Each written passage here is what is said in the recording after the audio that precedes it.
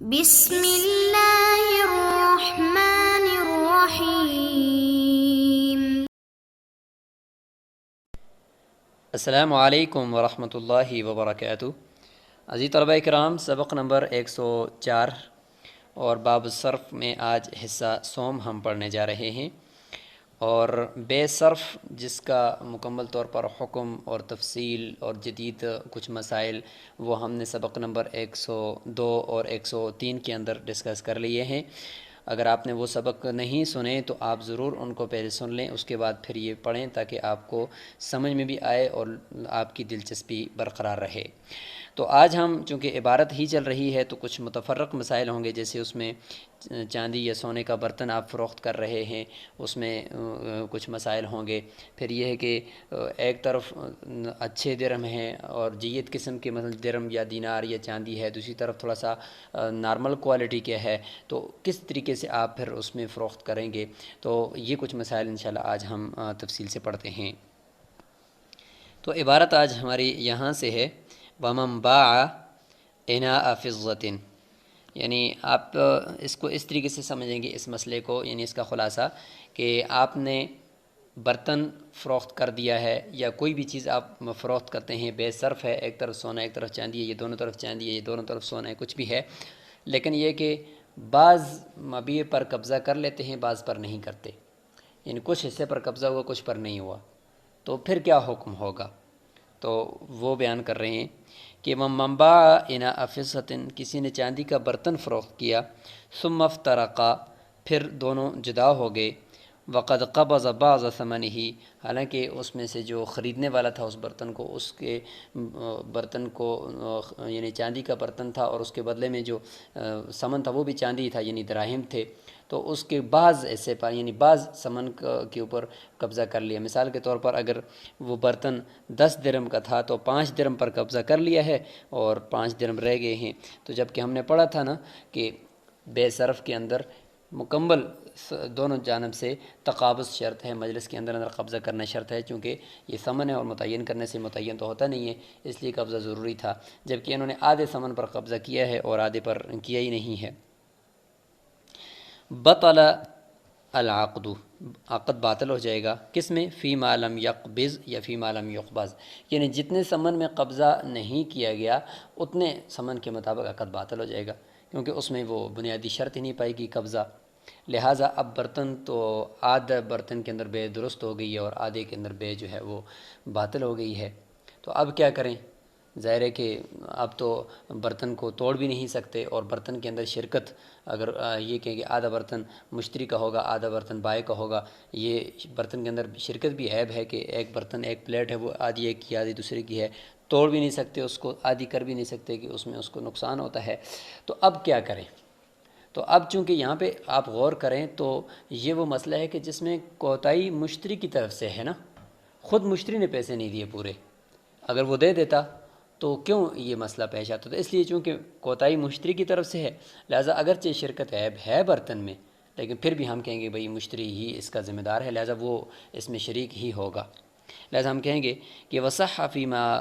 قبض، جتنے میں ثمن پر بائع نے قبضہ کر لیا ہے تو اتنے میں بے درست ہو جائے گی۔ وکان الاناء مشترکا بینہما، اور برتن جو ہوگا وہ دونوں کے درمیان مشترک ہوگا، لیکن یہاں پہ اگرچہ شرکت عیب ہے لیکن چونکہ مشتری اس پر راضی ہے، مشتری ہی نے تو ثمن کم دیا خود، اس لیے ہم کہیں گے کہ یہ شرکت تو درست ہو جائے گی اگرچہ برتن کے اندر شرکت عیب تھی۔ اسی جگہ پر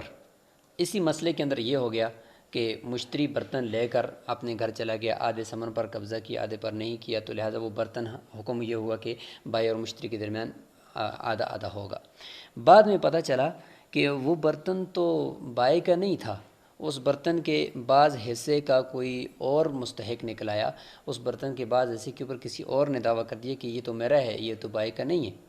یعنی بائع کا پورا نہیں ہے جس نے آپ پر فروخت کیا، بلکہ اس میں آدھا تو میرا ہے، ایک تیسرے آدمی آ گیا، تو معلوم یہ ہوا کہ بائع نے ایک حصہ تو اپنا اٹھا کر بیچا تھا اور ایک کسی اور آدمی کو اٹھا کر اس نے فروخت کر لیا تھا اس پلیٹ کے اندر سے۔ تو وَإِنِ اسْتُحِقَّ بَعْضُ الْإِنَاءِ، اگر اس برتن کے بعض کا کوئی مستحق نکل آیا، تو اب یہ جب مستحق نکلے گا تو گویا کہ بائع نے آدھا حصہ اپنا جو فروخت کیا تھا اس کے تو اس نے رقم وصول کر لی ہے، باقی آدھے کی رقم رہتی تھی، آدھے کا ثمن باقی تھا، تو وہ آدھا جو ہے وہ تو کسی تیسرے آدمی کا ہو گیا ہے۔ اب کیا کریں؟ تو اب وہ تیسرا آدمی اور یہ مشتری یہ آ گئے ہیں نا، کیونکہ بائع تو درمیان سے وہ نکل گیا، کیونکہ اس نے اپنے آدھے حصے کا جو ثمن تھا وہ وصول کر لیا ہے۔ اب یہ مستحق اور مشتری یہ دو باقی بچ گئے ہیں، تو اب ان کے درمیان کیا شرکت ہونی چاہیے؟ اسی برتن میں شرکت ہونی چاہیے۔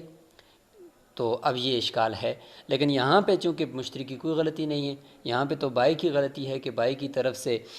کسی اور کی چیز کو اٹھا کر فروخت کر دی گئی ہے، لہٰذا ہم یہ کہیں گے کہ یہاں پہ مشتری کو ہم شرکت کا کے اوپر مجبور نہیں کریں گے، بلکہ ہم یہ کہیں گے کہ مشتری کو اختیار ہے، چاہے تو کیا کر لے، باقی حصے کو بھی اس مستحق سے لے لے اور وہ پیسے مستحق کو دے دے، اور چاہے تو یہ ہے کہ سارے کو پھر وہ رد کر دے۔ تو اس لیے یہاں پہ ان دو فرق اس وجہ سے ہوگے کہ جب مستحق اور مشتری آئے گا تو پھر شرکت عیب ہے، اور مشتری کو ہم مجبور نہیں کریں گے، کیونکہ مشتری کا کوئی اس میں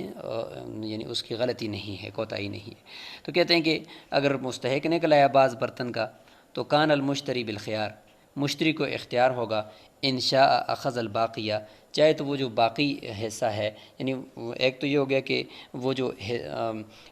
حصہ ایک تو مستحق ہے، مستحق کہے گا یہ تو میرا حصہ ہے، لہٰذا مشتری کو ہم یہ کہیں گے کہ یہ جو باقی بائع والا حصہ ہے یہ آپ لیتے ہو تو لے لو، اگر لینا ہے تو پھر ظاہر ہے کہ مستحق نے اپنا حصہ لینا ہے، آپ نے بائع والا حصہ تو لے لیا ہے، لہٰذا مستحق والا بھی لینا ہے وہ بھی لے لو، یعنی بائع والا جو حصہ ہے وہ لے لے، اور مستحق جو ہے وہ اپنا حصہ ظاہر ہے کہ وہ دے گا تو تب یہ لے گا، ورنہ تو نہیں لے گا، تو لہٰذا مستحق اور یہ آپس میں شریک ہوں یا نہ ہوں، تو ظاہر ہے کہ اب شرکت تو عیب ہے اور اب اس کو شرکت پر مجبور بھی نہیں کیا جا سکتا، تو ہم کہتے ہیں کہ باقی جو حصہ ہے یعنی مستحق کے علاوہ کا جو حصہ ہے وہ تو لے لے بحصتہ من الثمن، ثمن میں سے جتنا اس کا حصہ بنتا ہے اس کے مطابق لے لے، اور وَإِن شَاءَ رَدَّهُ، اور چاہے تو اس کو رد کر دے۔ یہاں پہ مجبور ہم اس کو شرکت پر نہیں کریں گے، پہلی صورت میں اختیار دے رہے ہیں کہ چاہے تو باقی لے لے، یعنی بائع والا حصہ لے لے اور مستحق والے حصے میں وہ پھر شریک ہو جائے، پھر مستحق کے ساتھ وہ آپس میں نمٹ لے، لیکن یہ کہ چاہے تو پھر وہ اس کو رد بھی کر سکتا ہے۔ اوپر والے مسئلے میں ہم نے اس کو رد کرنے کا اختیار اس وجہ سے نہیں دیا تھا کہ وہاں پہ اس کی اپنی طرف سے کوتاہی پائی گئی تھی۔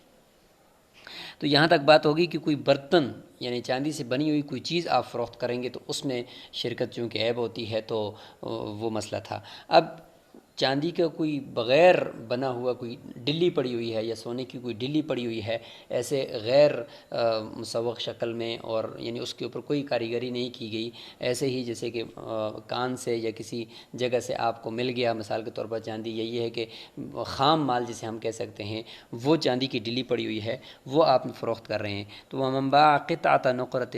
کوئی آدمی چاندی کی اس ڈلی کو بیچ رہا ہے، فاستحق بعضها، بیچنے کے بعد کوئی مستحق نکلایا، یعنی کوئی تیسرا آدمی اس کے کوئی مستحق نکلایا کہ اس کے اندر اس کا بھی حصہ ہے، تو اخذ ما بقی بحصتہ، تو لہٰذا وہ جو باقی حصہ ہے ایک تو وہ مستحق اپنا حصہ لے لے گا، اور باقی حصہ جو ہے وہ لے لے جتنا اس کا بنتا ہے یعنی اس کے مطابق، لیکن ہے کہ یہاں پہ ولا خیار لہ، اس کو اختیار نہیں دیا جائے گا، یعنی مستحق اپنا حصہ کاٹ کر لے لے، یہاں پہ تو چاندی کی جو ڈلی ہے اس کو کاٹنے میں تو کوئی عیب نہیں ہے، اور اس میں یہ جو مستحق ہے وہ اپنا حصہ کاٹ کر الگ کر لے گا، اور بقیہ حصے کو مشتری وہ خرید سکتا ہے، تو اس لیے یہاں پہ یہ اختیار اس کو نہیں دیا جائے گا۔ اب چلتے ہیں ہم آگے مسئلے کی طرف کہ جس میں ایک طرف مطلب ایک جنس ہے، دوسری طرف بھی جنس ہے، یعنی دو جنس ایک طرف ہیں، دوسری جنس طرف بھی دونوں جنس ہیں، تو اب کہیں ایک طرف جو جنس ہے وہ ذرا زیادہ ہے، دوسری طرف اسی جنس سے جو چیز ہے وہ کم ہے، تو وہاں پہ کیا کریں گے؟ مثال کے طور پر ایسا ہے کہ ایک طرف 2 درہم ہیں اور دوسری طرف 1 درہم ہے، اور ایک طرف جو دیا جا رہا ہے وہ 1 دینار ہے اور دوسری طرف جو ہے وہ 2 دینار ہیں، تو اگر ہم جنس کو جنس کے ساتھ اگر بدلے میں کرتے ہیں تو پھر تو سود لازم آتا ہے، کمی آتی ہے، لہٰذا اب یہاں پہ کیا کریں گے؟ فرماتے ہیں کہ وَمَن بَاعَ دِرْہَمَيْنِ وَدِینَارًا، کوئی آدمی 2 درہم اور 1 دینار بیچ رہا ہے، 2 درہم ہے اور 1 دینار ہے، بدلے میں کیا لے رہا ہے؟ بِدِینَارَيْنِ وَدِرْہَمٍ، 2 دینار لے رہا ہے اور 1 درہم لے رہا ہے، تو دیکھیں ایک طرف 1 دینار ہے دوسری طرف 2 دینار ہے، ایک طرف 2 درہم ہے اور دوسری طرف 1 درہم ہے۔ اب اگر درہم کو درہم کے بدلے میں کرتے ہیں تو کمی زیادتی ہے، سود ہے، جنس کو جنس کی طرف پھیرنا، اور اگر دینار کو ادھر دینار کے بدلے میں کرتے ہیں تو ایک طرف 1 دینار ہے، دوسری طرف 2 دینار ہے، تو سود لازم آتا ہے۔ کیا کریں گے؟ فرماتے ہیں کہ جاز البیع، بے درست ہے، اور ظاہر ہے کہ ایک مسلمان کا کیا ہوا عقد ہے تو اس کو شریعت کوشش کرتی ہے اگر اس کا صحیح رخ بنتا ہے تو اس کو صحیح رخ دے دیتے ہیں۔ تو فرمایا کہ ہم ایسا کر دیتے ہیں کہ وَجُعِلَ كُلُّ وَاحِدٍ مِّنَ الْجِنْسِ جِنْسَيْنِ بَدَلًا مِّن جِنْسِ الْآخَر، کہ دونوں جنسوں میں سے ہر ایک جنس کو دوسری جنس کے بدلے میں کر دیا جائے گا۔ کیسے کہ لہذا یہاں پہ اس طرف جو 2 درم ہے نا، ادھر سے ان کو ان 2 دیناروں کے بدلے میں کر دیتے ہیں، تو 2 درموں کے بدلے میں 2 دینار تو کمی زیادہ جائز ہے، کوئی بات نہیں ہے کیونکہ جنس مختلف ہے۔ اور ادھر سے 1 دینار کو 1 درم کے بدلے میں کر لیتے ہیں، تو اس طریقے سے کر کے یہ بے درست ہو سکتی ہے۔ تو جب جنس کو خلاف جنس کی طرف پھیریں گے تو وہ خرابی بھی لازم نہیں آئے گی سود والی۔ اسی طریقے سے آگے بالکل اسی طرح کا مسئلہ ہے کہ جس میں ایک طرف 11 درم ہے اور دوسری طرف 10 درم اور 1 دینار ہے۔ وَمَنْ بَاعَ أَحَدَ عَشَرَ دِرْهَمًا، 11 درم ایک بندہ بیچ رہا ہے، بدلے میں بعشرۃ دراہم و دینار، 10 درم اور 1 دینار لے رہا ہے، 10 درم اور 1 دینار لے رہا ہے، تو ٹھیک ہے 10 درم کو 10 درم کے بدلے میں کر دیں گے، اور آگے رہ جائے گا 1 درم اور 1 دینار، تو 1 درم اور 1 دینار آپس میں کمی زیادتی کے ساتھ بے درست ہو جائے گی۔ جاز البیع وکانت العشرۃ بمثلها، 10 درم اپنے مثل 10 درم کے برابر میں ہو جائیں گے، والدینار بدرہم، اور دینار درم کے بدلے میں ہو جائے گا۔ اسی طریقے سے آگے اسی سے ملتا جلتا مسئلہ ہے کہ ایک طرف درم ہیں اچھے والے، جید والے، اور دوسری طرف چاندی سے بنے ہوئے درم جو ہوتے ہیں ان میں جو ہے کہ تھوڑا سا مطلب بیکار سے ہیں یا کم قیمت کے ہیں، یا یہ ہے کہ پرانے ہیں، یا کچھ بھی اس کی کوالٹی میں فرق ہے، تو اس لیے فرماتے ہیں کہ پھر بھی ان کی بے درست ہے، کیونکہ اصل میں تو یہ سونا چاندی سے بنے ہوئے، یعنی دینار سونا سے بنا ہوا اور درم چاندی سے بنا ہوا، یہ تو وزنی چیزیں ہیں نا، تو لہذا وزن میں برابری ضروری ہے، عمدگی میں اور جودت اور سیاغت میں برابری ضروری نہیں ہے، کیونکہ حدیث میں آتا ہے جیدھا و ردیھا سواء،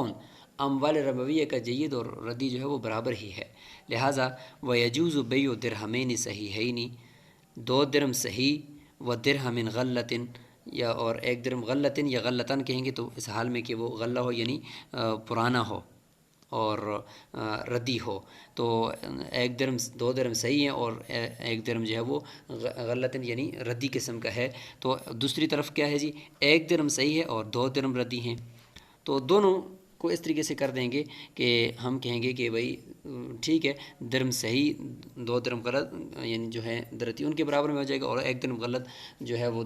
1 درم صحیح کے مقابلے میں ہو جائے گا، تو چونکہ وزن چونکہ برابر ہے دونوں کا تو وزن ہی کا اعتبار ہے، لہٰذا جید اور ردی کا اعتبار اس میں نہیں کیا جائے گا، یہ وصفی ہے، وصفی خرابی ہے، اور وصفی خرابی میں ان کا اموال ربویہ میں اس چیز کا اعتبار نہیں کیا جاتا، صرف وزن کا اعتبار کیا جاتا ہے۔ اچھا یہاں تک یہ بات ہوگی۔ آگے یہ ہے کہ اگر ذرا کہ آپ چیز جو دیکھتے ہیں درم اور دینار کو، تو درم اور دینار کو جب بناتے ہیں تو اس میں کچھ نہ کچھ ملاوٹ ضرور کرتے ہیں، اس کی وجہ یہ کہ خالص سونے کا خالص چاندی کا درم نہیں بنتا، نہیں خالص سونے کا دینار بنتا ہے، لہٰذا اس میں کچھ نہ کچھ ملاوٹ تو ہوتی ہی ہے۔ اب غالب کا اعتبار ہے، اکثر کا اعتبار ہے، اگر اکثر ملاوٹ ہے تو وہ ثمن نہیں ہے، پھر وہ سامان کے حکم میں ہے، اور اگر اکثر سونا ہے اس میں، اکثر چاندی ہے اس میں، تو سمجھ جائیں کہ یہ جو ہے یہ سونے چاندی کے حکم میں ہوگا، پھر اس کی بے شرح اسی بے صرف کے احکامات کے مطابق ہوگی۔ وَإِنْ كَانَ الْغَالِبُ عَلَى الدَّرَاهِمِ الْفِضَّةُ، اگر غالب دراہم کے اوپر چاندی ہو اور کھوٹ جو ہے اس میں کم ہو، فَهِيَ فِي حُكْمِ الْفِضَّةِ، تو یہ چاندی کے حکم میں ہوگا۔ وَإِنْ كَانَ الْغَالِبُ عَلَى الدَّنَانِيرِ الذَّهَبُ، اور اگر سونا غالب ہے دنانیر کے اوپر، فَهِيَ فِي حُكْمِ الذَّهَبِ، لہٰذا وہ سونے ہی کے حکم میں ہوگا سارے کا سارا دینار، کیونکہ اکثر کا اعتبار ہے تو کچھ نہ کچھ ملاوٹ تو ویسے بھی اس میں ہوتی ہے۔ اچھا جب اعتبار اس میں سونے چاندی کا ہی ہو گیا اور اکثریت کے اعتبار کر کے، تو فَيُعْتَبَرُ فِيهِمَا مِن تَحْرِيمِ التَّفَاضُلِ مَا يُعْتَبَرُ فِي الْجِهَادِ، تو اعتبار کیا جائے گا ان درم اور دنانیر میں کمی زیادتی کے حرام ہونے سے متعلق، اور اتنا ہی اعتبار کیا جائے گا جتنا اعتبار جیاد یعنی اصلی جو درم دنانیر ہوتے ہیں جن میں کھوٹ کم بالکل نہ ہونے کے برابر ہوتا ہے، جس طرح ان میں کیا جاتا ہے تو اس طریقے سے ان میں بھی کیا جائے گا، بالکل اسی طرح کا حکم ہوگا۔ وَإِنْ كَانَ الْغَالِبُ عَلَيْهِمَا الْغَشَّ،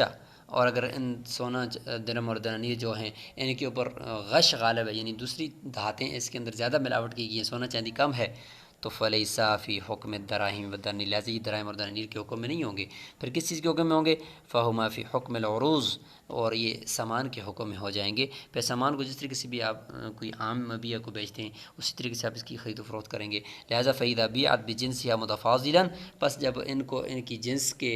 ساتھ بیچا، یعنی اس طرح کے کھوٹے درہم جن کے اوپر غش غالب ہے ان کو اسی طرح کی ہم مثل کے ساتھ جب فروخت کیا جائے گا، کمی زیادتی کے ساتھ کیا جائے گا، تو جاز البیع، بے درست ہے۔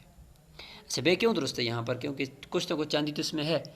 تو کہیں سود نہ لازم ہے، تو ہم کہیں گے کہ بھائی ایک طرف کے دراہم کا چاندی دوسری طرف کے دراہم کے کھوٹ کے مقابلے میں کریں گے، اور دوسری طرف کے جو دراہم کا جو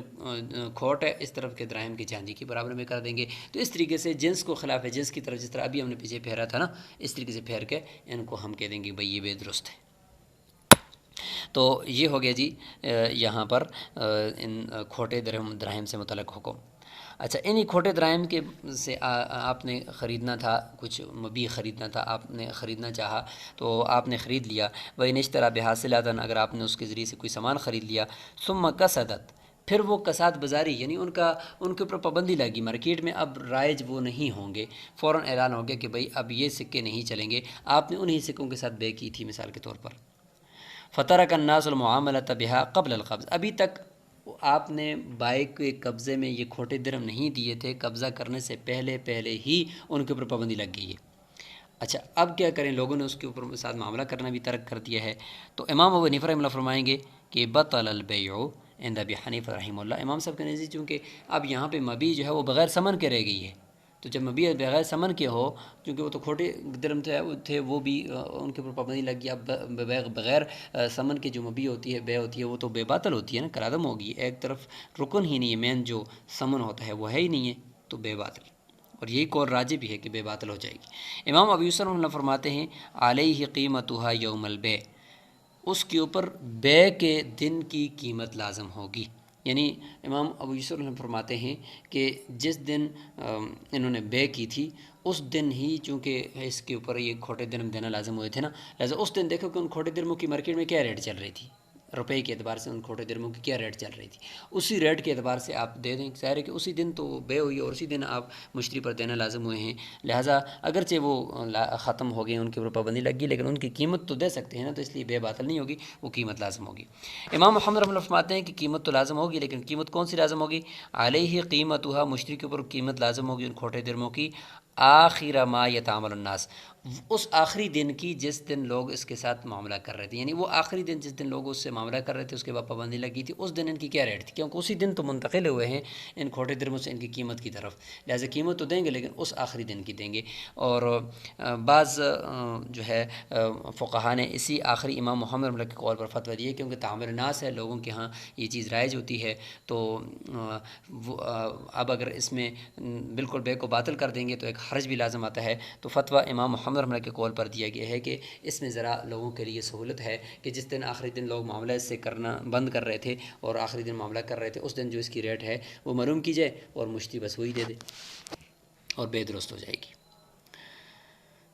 تو یہاں تک ہم اس کو مکمل کر لیتے ہیں آج کے سبق کو۔ تو آج ہم نے کچھ متفرق مسائل کے چاندی کی بنی ہوئی برتن ہے اس کو فروخت کریں گے تو اس میں اگر کچھ پر قبضہ کر لیں سامان پر کچھ پر نہ کریں تو کیا حکم ہوگا، اسی طریقے سے ہم نے پڑھ لیا کہ چاندی کی ڈلی فروخت کر دیں تو کوئی مستحق نکلا ہے تو پھر کیا حکم ہوگا، اسی طریقے سے ہم نے پڑھ لیا کہ بھئی ایک طرف